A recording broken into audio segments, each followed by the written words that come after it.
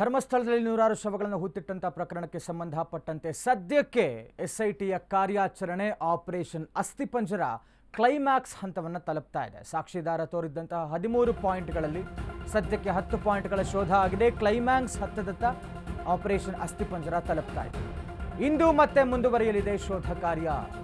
ಸಮಾಧಿಯ ತಲಾಶ್ ನಡೆಸುವಂತಹ ಕೆಲಸ ಕೊನೆಯ ಹಂತದ ಕಾರ್ಯಾಚರಣೆಯಲ್ಲಿ 3 ಕಡೆಯ ಸರ್ಚಿಂಗ್ ಬಾಕಿ ಇದೆ. ಇಂದು ಬೆಳಗ್ಗೆ 11 ಗಂಟೆಗೆ ಎಸ್ಐಟಿ ಅಧಿಕಾರಿಗಳ ಆಗಮನ ಆಗುತ್ತೆ.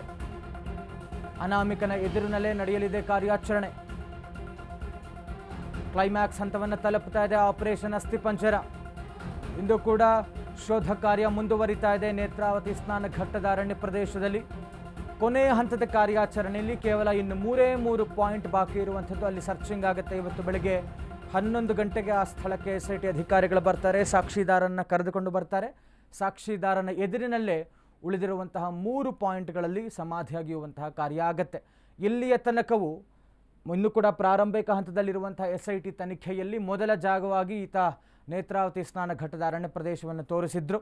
ಅದರಲ್ಲಿ 13 ಪಾಯಿಂಟ್ಗಳನ್ನು ಸ್ಥಳ ಮಹಜರು ಮಾಡಲಾಗಿತ್ತು, ಮಾರ್ಕಿಂಗ್ ಮಾಡಿಕೊಳ್ಳಲಾಗಿತ್ತು. ಸದ್ಯಕ್ಕೆ ಇಲ್ಲಿಯ ತನಕವೂ 10 ಪಾಯಿಂಟ್ಗಳ ಒಂದು ಉತ್ಖನನ ಕಾರ್ಯ ಆಗಿರುವಂಥದ್ದು.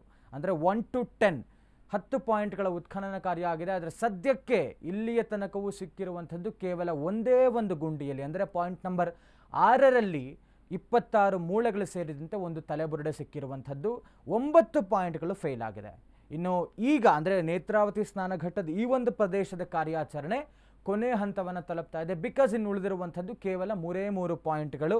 ಸದ್ಯಕ್ಕೆ FSL ವರದಿಗೆ ಹೋಗಿದೆ 6ನೇ ಪಾಯಿಂಟ್ನಲ್ಲಿ ಸಿಕ್ಕಿರುವಂತಹ ಮೂಳೆಗಳು ಮತ್ತು ತಲೆಬುರುಡೆ. ಆದರೆ ಉಳಿದಂತಹ 3 ಪಾಯಿಂಟ್ಗಳಲ್ಲಿ ಏನಾದರೂ ಸಿಗತ್ತಾ ಸಿಗದೇ ಇರುತ್ತಾ ಅನ್ನುವಂಥ ಕುತೂಹಲ ಒಂದು ಕಡೆ. ಆದರೆ 3ರಲ್ಲಿ ಕೂಡ ಸಿಗಬಹುದು, 3ರಲ್ಲಿ 1 2ರಲ್ಲೂ ಸಿಗ್ಬೋದು, ಅಥವಾ ಏನೂ ಸಿಗದೇನು ಟೋಟಲಿ 12 ಪಾಯಿಂಟ್ಸ್ ಫೇಲ್ ಆಗಿಬಿಡುತ್ತಾ ಅನ್ನುವಂಥದ್ದು ಕೂಡ ಕುತೂಹಲ ಕಾಡ್ತಾ ಇರುವಂಥದ್ದು. ಜೊತೆಗೆ ಈತ ಮುಂದುವರಿಸುವಂತೆ SITಗೆ ಬೇಕಾದಷ್ಟು ಮಾಹಿತಿಯನ್ನು ಈಗಾಗಲೇ ನೀಡಿರುವಂತಹ ಕಾರಣ ಬೇರೆ ಬೇರೆ ಭಾಗಗಳಲ್ಲಿ, ಧರ್ಮಸ್ಥಳದ ಬೇರೆ ಭಾಗಗಳಲ್ಲೂ ಕೂಡ ಸಮಾಧಿಯನ್ನು ಅಗೆಯುವಂಥ ಪ್ರಕ್ರಿಯೆ ಆಗಬೇಕಾಗುತ್ತೆ. ಯಾಕಂದರೆ ಹೇಳ್ತಾ ಇರುವಂಥದ್ದು ಆತ ಬೇರೆ ಕಡೆಯೂ ಕೂಡ ಹೆಣವನ್ನು ಹೂತಿದ್ದಾನೆ ಅಂತ ಹೇಳ್ತಾ ಇದ್ದಾನೆ. ಹೀಗಾಗಿ ಬೇರೆ ಜಾಗಗಳಲ್ಲೂ ಕೂಡ ಸ್ಥಳ ಮಹಜರು ಪ್ರಕ್ರಿಯೆ ಆಗಬೇಕಾಗತ್ತೆ, ಅಲ್ಲೂ ಕೂಡ ಸಮಾಧಿ ಅಗೆಯುವಂತಹ ಕೆಲಸ ಆಗಬೇಕಾಗತ್ತೆ. ಹೀಗೆ ಬೇಕಾದಷ್ಟು ಪ್ರಾಸೆಸ್ ಇದೆ.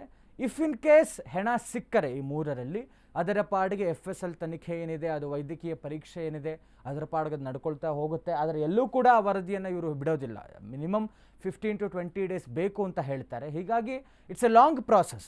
ಈಗ ಇಲ್ಲಿ ಸಿಗದಾಕ್ಷಣಕ್ಕೆ ನಿಲ್ಲಿಸ್ಬಿಡ್ತಾರೆ. ಬಟ್ ಈ ಒಂದು ಸ್ಥಳ ಆದಮೇಲೆ SITಯ ನಡೆ ಏನಾಗಿರುತ್ತೆ ಅನ್ನುವಂಥದ್ದು ಕೂಡ ಕುತೂಹಲ ಇದೆ. ಯಾಕೆಂತ ಹೇಳಿದ್ರೆ ಮತ್ತಷ್ಟು ತೀವ್ರ ವಿಚಾರಣೆಯನ್ನು ಮಾಡ್ತಾರಾ ಅಥವಾ ಇಷ್ಟೇನಾ, ಹೇಗೆ ಏನು ಎತ್ತ ಅನ್ನುವಂಥದ್ದು ಬಹಳಷ್ಟು ಕುತೂಹಲ ಇದೆ. ಇಂದು 11ನೇ ಪಾಯಿಂಟ್ನಿಂದ ಶೋಧ ಕಾರ್ಯ ಆರಂಭವಾಗ್ತಾ ಇದೆ.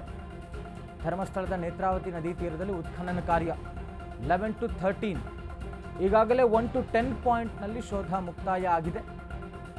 ದಟ್ಟ ಕಾಡಿನ 6ನೇ ಸ್ಥಳದಲ್ಲಿ ಮಾತ್ರ ಕಳೇಬರ ಸಿಕ್ಕಿರುವಂಥದ್ದು. ಒಟ್ಟು 13 ಸ್ಪಾಟ್ ಮಾರ್ಕಿಂಗ್ ಮಾಡಿಸಿದ್ದಂತಹ ದೂರುದಾರ ಸ್ಥಳ ಮಹಜರಿನಲ್ಲಿ ಈಗಾಗಲೇ 10 ಪಾಯಿಂಟ್ಗಳಲ್ಲಿ SITಯಿಂದ ತಲಾಶ್ ಆಗಿದೆ.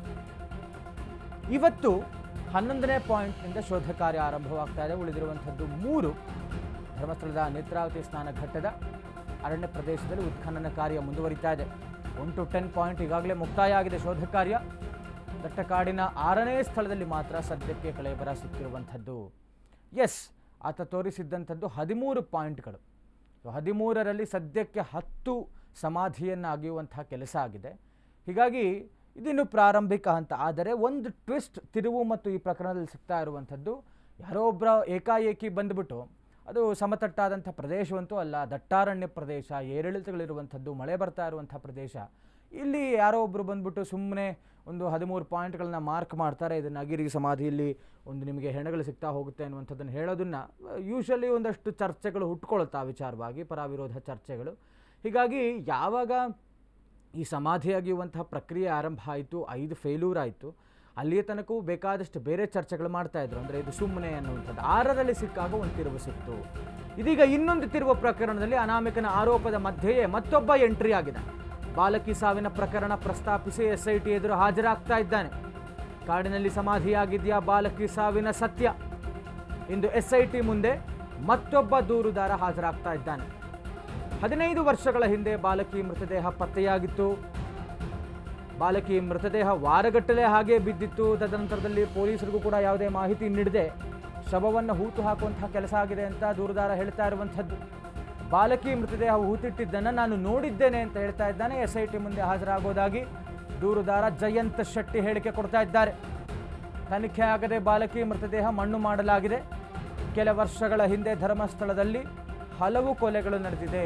ಕೊಲೆಗಳ ಬಗ್ಗೆ ಈ ಹಿಂದೆ ನಾನು ಹಲವಾರು ವೇದಿಕೆಯಲ್ಲೂ ಕೂಡ ಮಾತನಾಡಿದ್ದೇನೆ. ಈಗಲೂ ಕೂಡ ಒಂದು ಬಾಲಕಿಯ ಶವ 15 ವರ್ಷಗಳ ಹಿಂದೆ ಕೊಲೆ ಆಗಿದ್ದಂತಹ ಒಂದು ಬಾಲಕಿ ಶವ ವಾರಗಟ್ಟಲೆ ಹಾಗೆ ಬಿದ್ದಿತ್ತಂತೆ. ಅದನ್ನು ಈತ ನೋಡಿದ್ದಾರೆ. ಜೊತೆಗೆ ಅದಾದ ನಂತರದಲ್ಲಿ ಯಾರಿಗೂ ಮಾಹಿತಿ ನೀಡದೆ, ಪ್ರಮುಖವಾಗಿ ಪೊಲೀಸರಿಗೆ ಮಾಹಿತಿ ನೀಡದೆ ಹೆಣವನ್ನು ಹೂತು ಹಾಕಿರುವಂತಹ ಕೆಲಸ ಆಗಿದೆ. ಅದನ್ನು ನಾನು ಕಣ್ಣಾರೆ ನೋಡಿದ್ದೇನೆ. ಬನ್ನಿ, ನನ್ನ ಜೊತೆಗೆ ಕರ್ಕೊಂಡು ಹೋಗ್ತೀನಿ, ಸಮಾಧಿಯನ್ನು ತೋರಿಸ್ತೀನಿ, ಅಲ್ಲೂ ಕೂಡ ಸಮಾಧಿ ಆಗುವ ಪ್ರಕ್ರಿಯೆ ಆಗಲಿ, ನಿಮಗೆ ಹೆಣ ಸಿಕ್ಕೇ ಸಿಗುತ್ತೆ ಅನ್ನುವಂಥ ಒಂದು ಕಾನ್ಫಿಡೆನ್ಸ್ ಜೊತೆಗೆ ಮತ್ತೊಂದು ತಿರುವು ಈ ಒಂದು ಪ್ರಕರಣದಲ್ಲಿ. ಮತ್ತೋರ್ವ ಸಾಕ್ಷಿದಾರ ಈಗ SIT ಎದುರು ಇವತ್ತು ಹಾಜರಾಗ್ತಾ ಇದ್ದಾನೆ. ಮೊನ್ನೆಯೇ ಈತ ಹೇಳಿದ್ದಂಥದ್ದು ಇವತ್ತು SIT ವಿಚಾರಣೆಗೆ ಕರೆದಿದೆ. ಹಲವಾರು ವರ್ಷಗಳಿಂದ ಧರ್ಮಸ್ಥಳದಲ್ಲಿ ಹಲವು ಕೊಲೆಗಳಾಗಿದೆ ಅನ್ನುವಂಥದ್ದು ಈ ಒಂದು ಪ್ರಕರಣಕ್ಕೆ ಮತ್ತೊಂದು ಪುಷ್ಟಿ ನೀಡುವಂತಹ ಕೆಲಸ. ಮತ್ತೋರ್ವ ಸಾಕ್ಷಿದಾರ ಈಗ SIT ಮುಂದೆ ಬರ್ತಾ ಇರುವಂಥದ್ದು ಜಯಂತ್ ಶೆಟ್ಟಿ ಅನ್ನುವಂಥದ್ದು.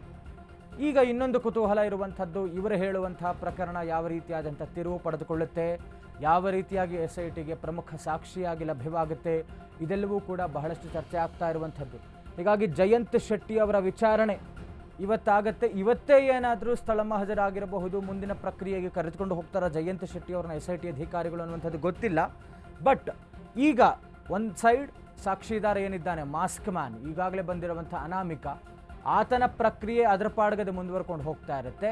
ಈ ಮಧ್ಯದಲ್ಲಿ ಅಟ್ ದಿ ಸೇಮ್ ಟೈಮ್ ಈತ ಈಗ ಜಯಂತ್ ಶೆಟ್ಟಿ ಏನು ಬಂದಿದ್ದಾರೆ, ಇವರು ಕೊಡುವಂತಹ ಮಾಹಿತಿಯನ್ನು SIT ಪಡೆದುಕೊಳ್ಳುತ್ತೆ.